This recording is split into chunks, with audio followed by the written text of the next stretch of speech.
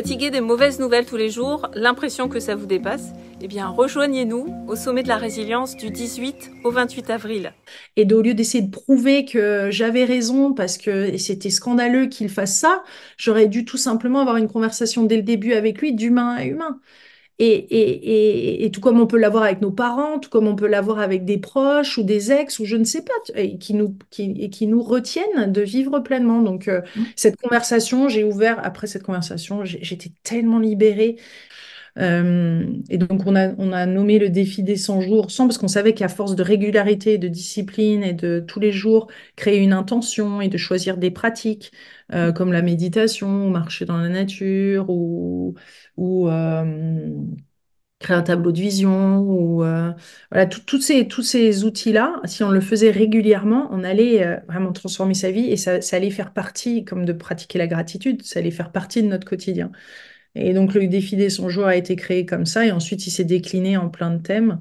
Et c'est vrai que c'est ça. Enfin, moi, puisque je l'utilise depuis 2005 et que je continue à faire des défis des 100 jours, je suis la première à participer. J'ai dû faire 50, 60, au moins 60, 70 défis des 100 jours.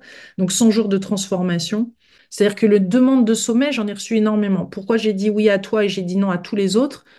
Bah, parce qu'il y a quelque chose chez moi qui pétillait à l'intérieur, qui vibrait bien. Je me dis, elle est faite pour les bonnes raisons. Je sens quelque chose de sain et de beau là. Et tu vois, ce terreau-là, bah, on se reconnaît dans le coup entre nous. Et pour le coup, bah, il y a comme un réseau qui se tisse de personnes dans un même état d'esprit.